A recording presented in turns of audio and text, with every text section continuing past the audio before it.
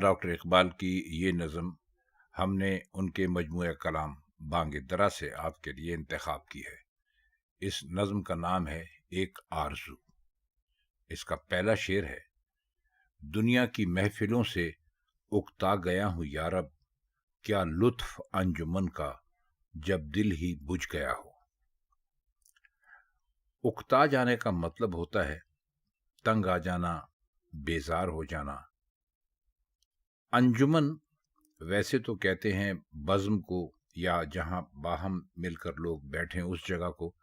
لیکن یہاں انجمن سے مراد علامہ اقبال کی یہ دنیا ہے۔ دل بجھ جانا یعنی کوئی خواہش نہ ہونا۔ آپ نے سنا ہوگا اکثر لوگ کہتے ہیں کہ فلاں کا دل بجھ گیا، یعنی دل میں کوئی خواہش باقی نہ ہونا۔ ویسے تو آپ جانتے ہیں دل ایک ایسی جگہ ہے جہاں دن رات خواہشیں پیدا ہوتی رہتی ہیں، لیکن جب کسی کا دل بجھ جاتا ہے تو اس کے دل میں کوئی خواہش نہیں جاگتی، تو اس کو دل بجھ جانا علامہ اقبال نے فرمایا ہے۔ اس نظم میں اقبال اپنی دلی خواہش کا کمال چابک دستی سے اظہار کرتے ہیں۔ چنانچہ نظم کا آغاز کرتے ہوئے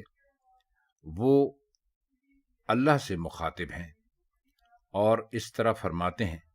کہ اب دنیا کی محفلوں اور اس کے جھگڑوں، اس کے جھمیلوں سے میری طبیعت اکتا گئی ہے، اس لیے کہ جب زمانے کے پے در پے حادثے پیش آئیں تو انسان کا دل بجھ ہی جاتا ہے، تو ایسی محفلوں کا وجود کوئی معنی نہیں رکھتا۔ مطلب اس میں یہ ہے ان کے کہنے کا کہ جب تک انسان کا دل زندہ ہوتا ہے، اس میں خواہشات پیدا ہوتی رہتی ہیں اور امیدیں جاگی رہتی ہیں، تب تک کو اس کے زندہ رہنے کا کوئی فائدہ بھی ہے۔ لیکن کوئی ایسا شخص جس کے دل میں کسی قسم کی کوئی آرزو نہ جاگتی ہو، جو کسی قسم کی کوئی خواہش اپنے دل میں نہ رکھتا ہو، اس کا جینا یا اس کا مرنا ایک برابر ہے۔ چنانچہ وہ اس شعر میں دنیا کی محفلوں سے اکتا جانے کی بات اسی لیے کہہ رہے ہیں کہ اس وقت تک اس انجمن یعنی اس دنیا کا لطف ہے جب تک انسان کے دل میں خواہشات باقی ہیں اور وہ کسی امید کے سہارے چل رہا ہے۔ اس کا دوسرا شعر ہے: شورش سے بھاگتا ہوں دل ڈھونڈتا ہے میرا، ایسا سکوت جس پر تقریر بھی فدا ہو۔ شورش کا مطلب عموماً تو لیا جاتا ہے بغاوت کرنا، لیکن یہاں علامہ اقبال کا مطلب شورش سے ہے ہنگامہ، شور مچانا، غل غپاڑہ کرنا۔ اور تقریر کہتے ہیں، ویسے تو آپ نے سنا ہوگا تقریر کے معنی ہوتے ہیں کہ کوئی صاحب کسی موضوع پر کوئی لمبی چوڑی بات کریں، لیکن یہاں تقریر سے مراد آپ لیجئے بولنے کی حالت، یعنی بولنے والا۔ اور بھاگنا، بھاگتا ہوں کا مطلب ہے کہ مجھے کوئی چیز پسند نہیں آتی۔ تو پہلے شعر میں، دوسرے شعر میں بھی پہلے شعر والی کیفیت آپ کو ملے گی کہ دنیا کے شور شغب سے، شر سے طبیعت بیزار ہو گئی ہے، چنانچہ مجھے ایسی خاموشی اور ایسے سکوت کی تلاش ہے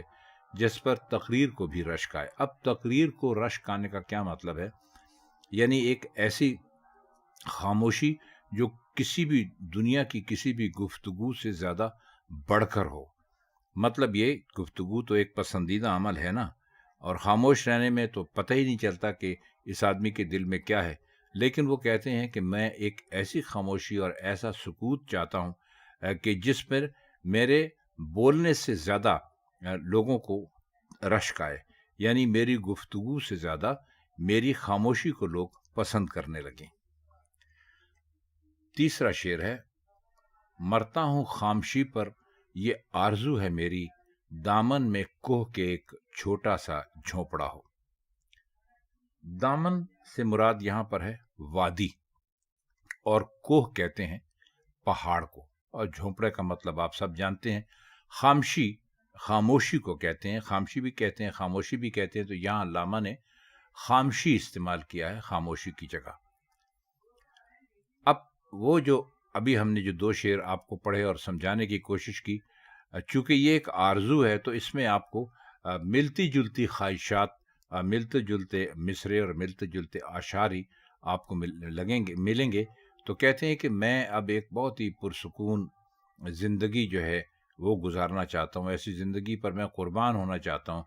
اور بس میری آرزو یہ ہے کہ کسی پہاڑ کے دامن میں ایک چھوٹا سا جھونپڑا ہو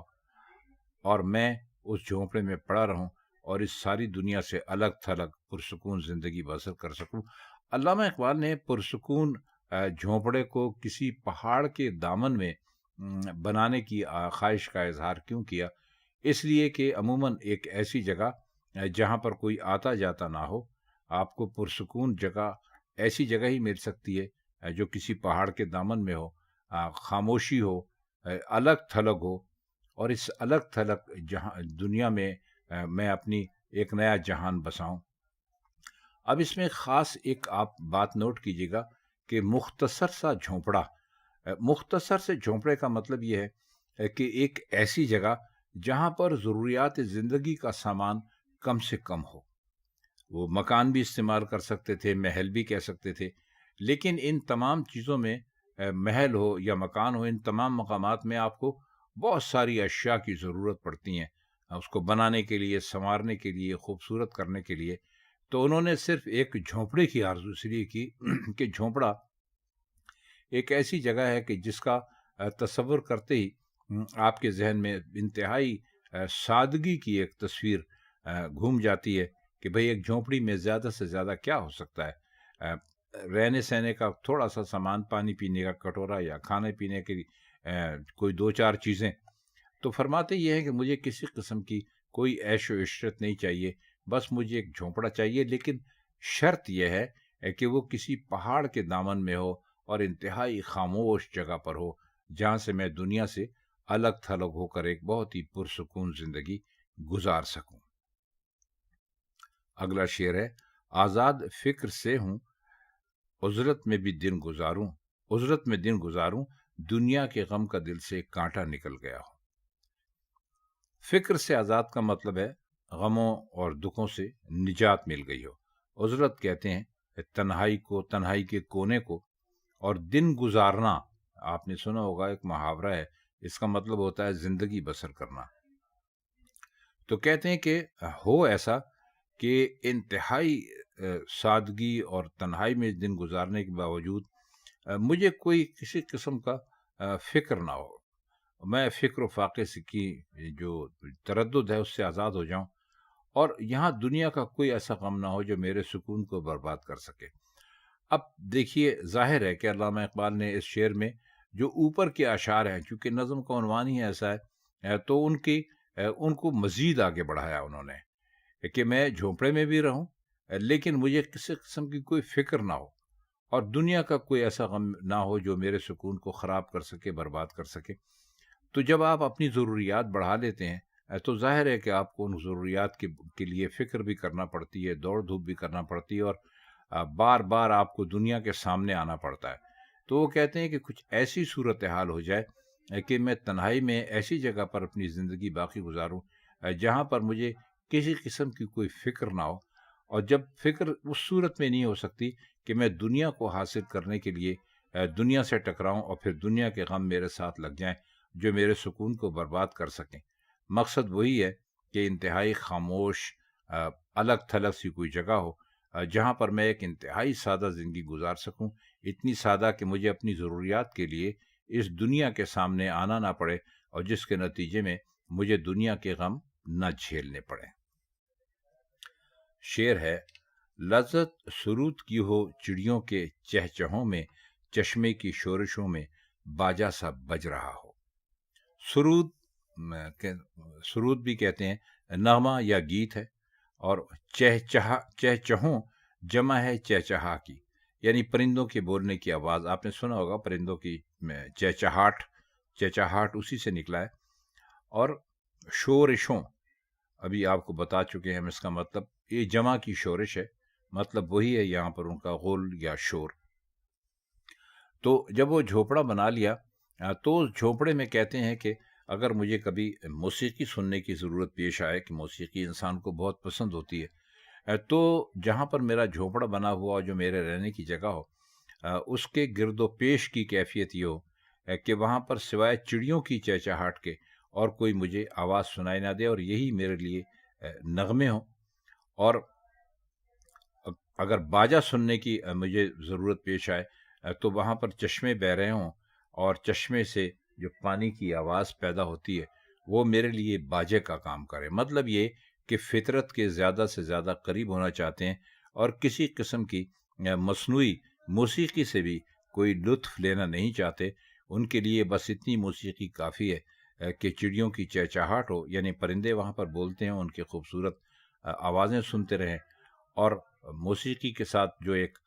باجا بھی بجتا ہے، ساز بھی بجتا ہے، جیسے آپ جسے ساز اور آواز کہتے ہیں، تو کہتے ہیں اس کے لیے مجھے جو چشموں کی بہنے کی، پانی کے بہنے کی آواز ہے وہ میرے لیے باجے کا کام کرے۔ مطلب یہ کہ بالکل ہی فطرت کے عین مطابق زندگی گزارنا چاہتے ہیں۔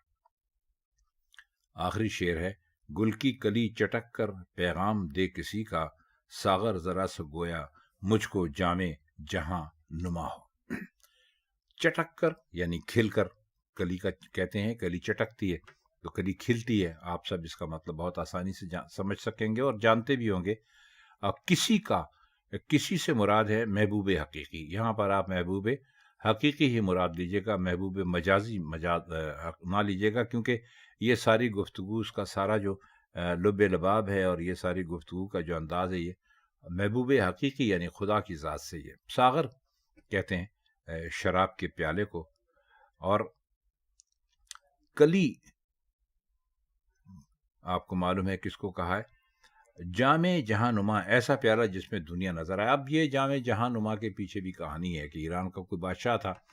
اس نے ایک ایسا شراب کا جام ایجاد کیا تھا کہ وہ اس کے اندر دیکھتا تھا تو جیسے آج کے زمانے میں ہم اور آپ ٹیلی ویژن دیکھتے ہیں اور ہمیں دنیا میں جہاں جو کچھ بھی ہو رہا اس میں دکھائی دیتا ہے، تو وہ جامع جہاں نما ایسا کہتے، ایسا پیالہ جس میں دنیا نظر آئے، یہ اس کو انہوں نے کہا۔ اس کو غالب نے بھی اپنے اشعار میں استعمال کیا، لیکن بہرحال اس وقت اس کا موقع نہیں ہے۔ مطلب ان کا یہ ہے کہ کلیاں جب چٹکیں تو یوں لگے جیسے وہ کسی کا پیغام مجھ تک پہنچا رہی ہیں۔ کسی کا پیغام سے مراد یہ ہے کہ جب کلیاں چٹکیں تو اس کے اندر میں خدا کی قدرت کے نغمے سنوں، اور کلیوں اور پھولوں کے جو شگفتہ دہانے ہیں میرے لیے ایسے ساغر کی حیثیت اختیار کر لیں جس میں میں تمام مناظر فطرت کا جائزہ لے سکوں۔ بہت ہی شاعرانہ بات ہے، لیکن بہت ہی خوبصورت بات علامہ اقبال نے اس شعر میں کہی ہے، اور سب سے زیادہ بڑھ کر جو آپ یہ سمجھ لیجئے کہ وہ اس میں قدرت، فطرت یا نیچر سے کس خوبصورت انداز میں پیش کر رہے ہیں کہ یہ ذرا سا جو پھولوں کا یا کلیوں کا چٹکنا ہے، یہ اس سے مجھے پیغام مل جائے، یعنی مجھے خدا کی طرف سے میری گفتگو کا جواب آ جائے، اور جو ساغر ہیں وہ ایسے ہیں کہ میرے لیے جامع جہاں نما کا کام کریں، یعنی مجھے سب کچھ دکھائی بھی دے۔ مقصد دکھائی دینے سے یہاں پر ہے ساغر ذرا سا گویا مجھ کو جامع جہاں نما ہو،